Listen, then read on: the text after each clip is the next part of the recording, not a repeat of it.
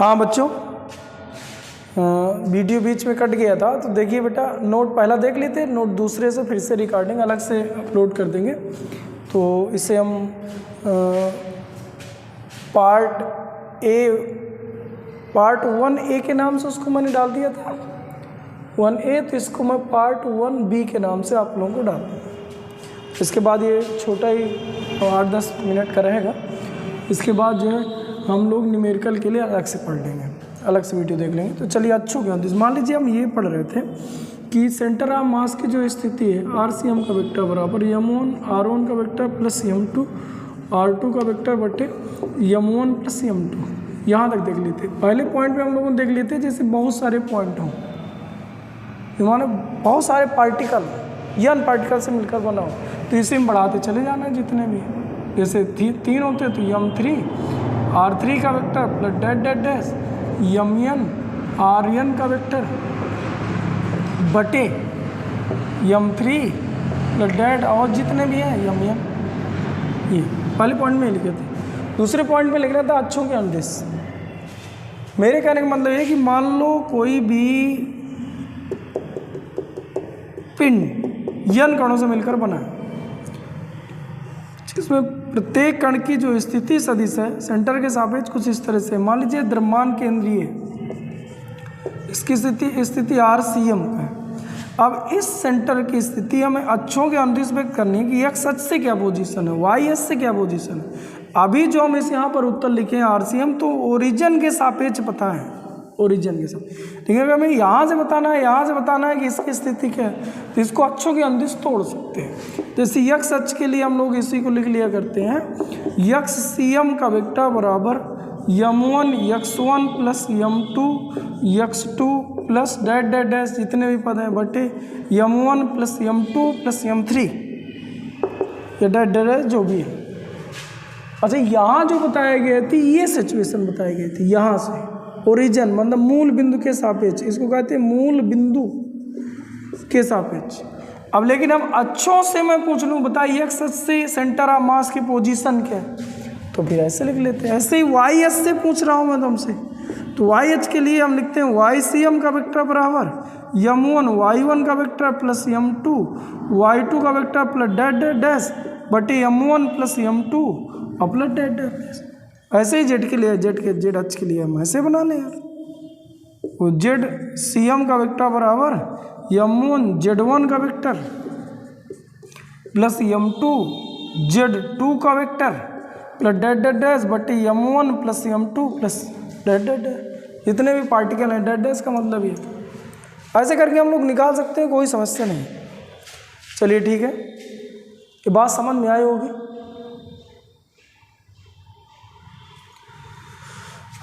Note करें बेटा। अब देखिए पॉइंट तीसरा इसमें हमें क्या ध्यान देना है, ये चीज़ को समझें। नोट करके लिखें। तीसरा पॉइंट लिख लें, ना लिख जाया करें, वीडियो रोक लिया करें। अच्छे बच्चे कैसे। तो तीसरा नंबर, हाँ तो बच्चों तीसरा नंबर मैं आपको ये बताना चाह रहा हूँ कि मान लो सभी पार्टिकल कण अर्थात कण समान द्रव्यमान के हों, तो हमने जो मूल सूत्र बनाया था RCM का वेक्टर बराबर M1 R1 का वेक्टर प्लस M2 R2 का वेक्टर बटे M1 प्लस M2। अगर द्रव्यमान सभी के सेम है तो M कॉमन हो जाता, R1 का वेक्टर प्लस R2 का वेक्टर बटे M प्लस M यानी 2M। M से M कट गया यानी R1 का वेक्टर प्लस R2 का वेक्टर बाई 2 बराबर RCM का वेक्टर। इसका क्या मतलब है, नहीं समझ में आया? चलो और अच्छे से फिर देखते हैं। मान लो हमने 2 कण लिए हैं,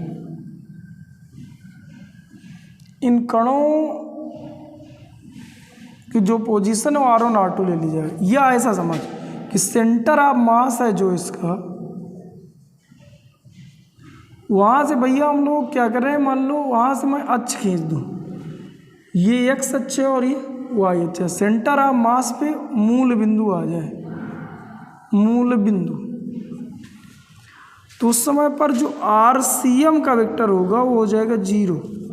और तिर्यक गुणा करके देखिए तो यहाँ आ जाएगा R1 प्लस R2 का वेक्टर बराबर 0, यानी R1 बराबर R2 का वेक्टर।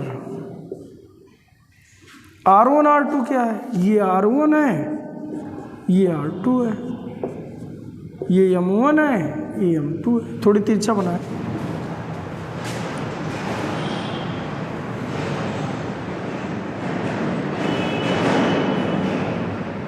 हाँ ये अब क्या है, यानी R1 R2 बराबर है, यहाँ चिन्ह बराबर का लगा है, ये वैल्यू बराबर है, तो माइनस क्या बताता है, अगर एक लेफ्ट साइड है तो एक राइट साइड है, एक राइट साइड है दूसरा लेफ्ट साइड, ये स्थिति को व्यक्त कर रहा है, दोनों एक ही तरफ नहीं है, यानी दोनों आपस में बराबर है और दोनों एक दूसरे के विपरीत है, यानी सेंटर ऑफ मास इन पॉइंटों से समान दूरी पर होगा। नहीं समझ में, यदि द्रव्यमान समान रूप से है तो जो सेंटर ऑफ मास होता है, द्रव्यमान समान है तो जो सेंटर ऑफ मास होता है मध्य बिंदु पर होता है। ये बता रहा है कि दोनों वैल्यू सेम आ जाएगी मध्य बिंदु। जैसे उदाहरण के लिए मैं ये ले लूँ, अगर इसका द्रव्यमान सभी जगह समान रूप से वितरित है तो इसका जो सेंटर ऑफ मास है, 1 मिनट रिकॉर्डिंग, इसको भी यहीं लगा लें।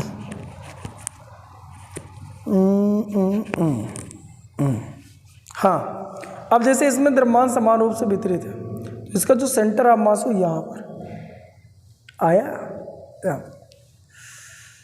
मध्य पर, ये कह रहा है इधर द्रव्यमान इधर।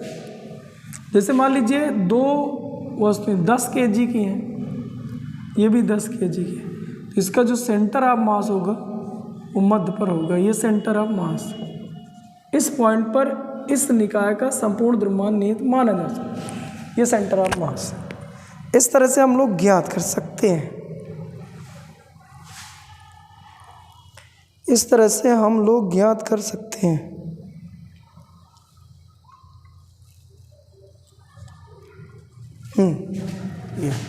ये बात समझ में आई। तो तीसरा पॉइंट आप डाल लीजिए, यदि सभी कणों का द्रव्यमान समान हो तो जो द्रव्यमान केंद्र होता है वो द्रव्यमान केंद्र जो होता है वो द्रव्यमानों से समान दूरी पर होता है, या शुद्ध हिंदी में लिख लें कि जो द्रव्यमान केंद्र होता है अर्थात COM यानी द्रव्यमान केंद्र, सेंटर ऑफ मास, वो ज्यामितीय केंद्र पर होगा, ज्यामितीय केंद्र पर होगा, जहाँ उसका वास्तव में सेंटर है उधर ही पे होता है, सेंटर ऑफ मास भी होता है। जैसे कुछ उदाहरण और देख सकते हो, जैसे मैं उदाहरण और दे दूँ, ये जैसे पहला उदाहरण था, दूसरा उदाहरण मैं और दे सकता हूँ।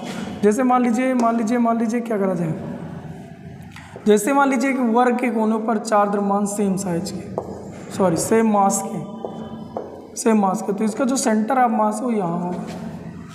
तीसरा जैसे हम गोला ले लें, खोखला गोला ले लीजिए, संपूर्ण द्रव्यमान इसकी परिधि पर वितरित है, सेंटर ऑफ मास यहाँ हो, ये सेंटर ऑफ मास है, सेंटर ऑफ मास है, सेंटर ऑफ मास।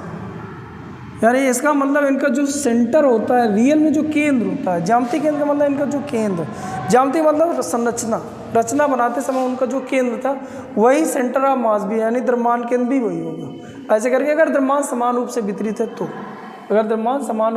है तो, ऐसे हम लोग पढ़ सकते। चलिए ठीक, अब वैल्यू आती है अगली, मतलब पॉइंट डाल लो चौथे पॉइंट में हम क्या आपको बताएं।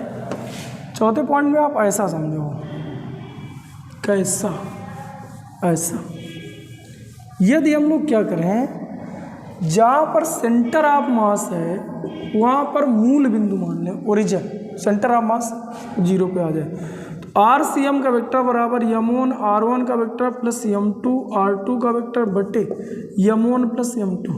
अच्छा, कुछ लोग सोचते हैं क्यों मान लें यार, यानी जब जो इच्छा हो रही सर मान रहे हैं, इसका क्या मतलब है यार। द्रव्यमान केंद्र, जैसे मान लो मैं आपको एक ये वाला पेन दे दूँ तो द्रव्यमान केंद्र तो इसका एक ही है ना, ये मान लो ये पेन है, इसका द्रव्यमान केंद्र तो बेटा यही है ना, यहाँ पर सेंटर ऑफ मास है कहीं पर ऐसे, ये द्रव्यमान केंद्र है। ये वाला जो पॉइंट है, ये वाला पॉइंट ये सेंटर ऑफ मास पे है, ये वाला पॉइंट सेंटर ऑफ मास पे है, द्रव्यमान केंद्र है, ये वाला पॉइंट इसका द्रव्यमान केंद्र है, ये वाला। अब इस वाले द्रव्यमान केंद्र की कैलकुलेशन हम लोग कई तरह से कर रहे हैं, जैसे आप यहाँ कर लें, अब इसी पॉइंट को निकालना चाह रहे हैं, इसको कह रहे हैं RCM का वेक्टर, ये M1 या M2, दो कणों से मिलकर ऐसा मान रहे हैं कि है, तो सेंटर ऑफ मास कर वही निकाल वही रहे, वहाँ हम ऐसे नहीं चाह रहे हैं तो ऐसे निकाल रहे हैं। मतलब अगर हम लोग यहीं पर ये अच्छी यहीं मान लें सेंटर ऑफ मास आगे, अभी भी पॉइंट वही है, पॉइंट नहीं बदल रहा है, उस पॉइंट का कैलकुलेशन करने के लिए एंगल बदल रहा है। मतलब तरह तरह से उसे कैमरा लगा रहे हैं, मतलब कहाँ से कैप्चर करना चाहते हो, यहाँ से कैप्चर करना चाहते हो, यहाँ से करना चाहते हो, यहाँ से कैप्चर करना चाहते हो, जिससे कई चीज़ें निष्कर्ष निकल गए। बस ये उसको अच्छे से एनालाइज करने के लिए। तो चलिए ठीक है, फिलहाल हम ऐसे करें तो देखिए त्रिज्या गुणा पे ये 0 हो जाता है, कुल मिला कि M1 R1 का वेक्टर प्लस M2 R2 का वेक्टर बराबर 0 हो जाता है। ये इसी को लिख सकता है M1 R1 का वेक्टर बराबर माइनस M2 R2 का वेक्टर, या इसी को आप लोग ऐसा लिख सकते हो M1 R1 बराबर M2 R2। मतलब तुम्हें समझ में आ गया माइनस चिन्ह क्या बताता है। माइनस चिन्ह ये बताता था कि जो आपने ओरिजिन माना था, यानी सेंटर ऑफ मास जहाँ पे माना था, उसके एक और अगर पहला पार्टिकल है तो दूसरी और दूसरा उतनी दूर पर है, या ऐसा मान लें कि M इंटू R बराबर कांस्टेंट। माइनस चिन्ह समझे ना क्या, एक इधर है तो एक उधर है, बस M इंटू R बराबर कांस्टेंट ये आया। अब इससे बहुत अच्छी बात निकल के आएगी बाहर, यदि इन दोनों का गुणनफल कांस्टेंट है और द्रव्यमान बढ़ा दी जाए तो R घट जाएगा। यानी इस पॉइंट से सेंटर ऑफ मास से R के बीच की दूरी कम हो जाएगी। जैसे देखो, इसको देखे दैनिक जीवन से, फिजिक्स अधिकतर दैनिक जीवन से मैच करती रहती है, अतः इसको समझना बहुत सरल है। अब देखो समझा रहे हैं, मान ले मेरे कहने का मतलब ये है कि अगर ये 10 kg है, ये 10 kg है, तो सेंटर ऑफ मास इसके ज्यामिति केंद्र पर होगा, मध्य पर, यानी R1 और R2 आपस में बराबर।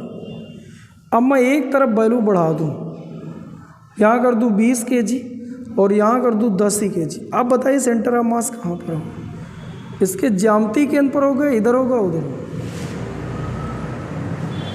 अब कह रहा है जिधर द्रव्यमान कम है उधर R छोटा होना चाहिए, यानी सेंटर ऑफ मास इधर आ जाएगा। ये अब सेंटर ऑफ मास हो जाएगा, यहाँ पर सेंटर ऑफ मास ये था, जहाँ M ज़्यादा हो जाएगा वहाँ R ये वाला भाग छोटा हो जाएगा, R2 छोटा हो जाएगा, ये बड़ा हो जाएगा। आप ही सोचो, और इसको और मतलब मैं बेसिक तरीके से आपको समझाऊँ। अभी तक ये इसका सेंटर ऑफ मास है मध्य पे, ये गौर से समझें। अब मैं अगर इसको रख दूं और बैलेंस करना है, तो अगर इसको रख दूंगा सीधे गिर जाएगा, फिर भी मुझे बैलेंस करना है तो अपने उंगली को इधर ले आऊँ। देखिए ये यहाँ पर ले आएंगे तो ये बैलेंस हो जाएगा। देखिए ये बात समझ में आ गई, बस इतना ही चाहिए मुझे। कहने का मतलब मैं यहाँ पर अगर कर दूँ, यहाँ कहीं, ये बैलेंस हो जाएगा। ये देखिए ये इसी चीज़ को अब यहाँ मध्य पे, जहाँ पहले आया था वहाँ पे नहीं, जैसे ऐसे मान लीजिए पहले यहाँ आया था, ये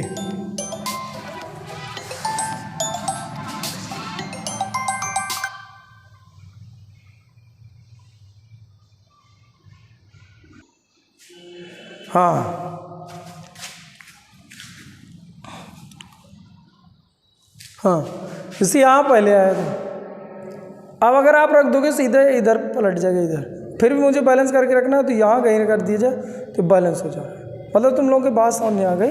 जिधर मैं द्रव्यमान ज़्यादा कर दूंगा सेंटर ऑफ मास उधर ही शिफ्ट हो जाता है, यानी इन दोनों का गुणनफल कांस्टेंट रहता है।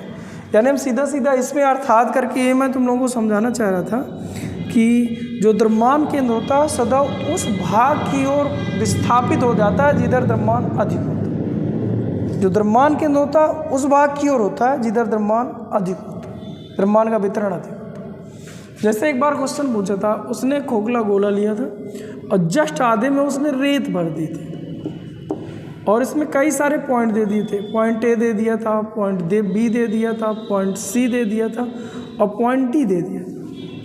अब उसने कहा कि इस निकाय का द्रव्यमान केंद्र हो सकता है, ए हो सकता है, बी हो सकता है, सी हो सकता है। तो आप लोगों को मैं बता दूं, अगर ये पूर्ण खोखला होता और द्रव्यमान केवल यहाँ पर समान रूप से वितरित है, समान रूप से वितरित है, तो सेंटर ऑफ मास उसके ज्यामितीय केंद्र पर होता है, यानी सेंटर ऑफ मास होता है, जो बी इसका उत्तर सही होता है। अब इधर पे बालू भर के रखा है, इधर खोखला है, इधर एयर है, इधर एयर है, इधर बालू भर के रखा है। तो अब इसका द्रव्यमान केंद्र उस भाग की ओर शिफ्ट होता है जिधर द्रव्यमान होता है, जिधर द्रव्यमान अधिक होता है, करेंगे मतलब इधर। इसका मतलब इसमें ऑप्शन सी सही है। ऐसे करके इसके और जो छोटे से क्वेश्चन बनते हैं उनको हल किए जा सकते हैं। चलिए, ये 4 पॉइंट रहे और आप नोट करके लिख ही रहे हैं तो एक पॉइंट और लिख सकते हो। जैसे मान लीजिए मैं आपको ऐसी एक संरचना दे दूँ,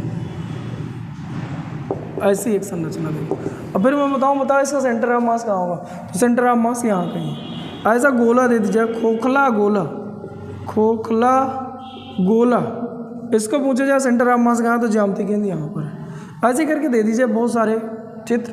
तो इन चित्रों से मैं तुम्हें क्या समझाना चाह रहा हूँ, मैं समझाना ये चाह रहा हूँ कि जो सेंटर ऑफ मास होता है वो वहाँ हो जहाँ द्रव्यमान होता है, ऐसा कोई ज़रूरी नहीं। क्योंकि बच्चे कन्फ्यूज कब हो जाते हैं, जब वो डिफिनीशन पढ़ते हैं। डिफिनीशन में क्या लिखवाया गया कि एक ऐसा पॉइंट जिस पर उस निकाय का, एक ऐसा पॉइंट जिस पर उस निकाय का संपूर्ण द्रव्यमान निहित मान लें, उस निकाय को सेंटर ऑफ मास कहते हैं। उस पॉइंट को सेंटर ऑफ मास कहते हैं। एक ऐसा पॉइंट जिस पर निकाय का संपूर्ण द्रव्यमान निहित मान लें, इस पॉइंट को सेंटर ऑफ मास कहते हैं। अब लड़का सोचता है कि द्रव्यमान तो यहाँ है, पूरा द्रव्यमान अगर हम इसको केंद्रित मानना है तो इसी पर माने, क्योंकि यहाँ तो कोई द्रव्यमान ही नहीं है, यहाँ कुछ नहीं, यहाँ एयर है यार। ऐसे काल्पनिक पॉइंट आप बनाए एयर पे जहाँ कोई द्रव्यमान नहीं है, और उस पॉइंट पर पूरा इसका द्रव्यमान निहित मानने जहाँ द्रव्यमान ही नहीं है यार। इसलिए वो सोचता है गलत, ऐसा कुछ नहीं।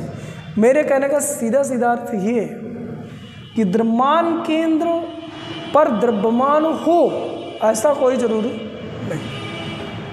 द्रव्यमान केंद्र पर द्रव्यमान हो ऐसा कोई जरूरी नहीं। मतलब द्रव्यमान केंद्र पिंड के अंदर हो सकता है, बाहर वायु पर हो सकता है, सतह पर हो सकता है, कहीं पर भी शिफ्ट हो सकता है। चलो, ये हमारे इस वीडियो का पहला पार्ट कंप्लीट हुआ। सेकेंड पार्ट में आपको मैं न्यूमेरिकल बताऊंगा और इस तरह से इसके कम से कम 4 से 6 लेक्चर आपको दिए जाएंगे। ठीक है बच्चों, थैंक यू बच्चों। जब भी अगर वीडियो अच्छे लगे तो उसको लाइक किया करें, सब्सक्राइब किया करें, जिससे हम लोग पढ़ाने के लिए एक रुचि बढ़ती है कि बच्चे इतना देख रहे हैं, इंटरेस्ट ले रहे हैं, तो बच्चों को और अच्छी चीज़ें दी जाए। इससे सबका मनोबल बढ़ता है और बाकी इससे कुछ इतना विशेष फ़ायदा नहीं है, लेकिन आप इतना करेंगे तो हमें अच्छा लगेगा। थैंक यू बच्चों।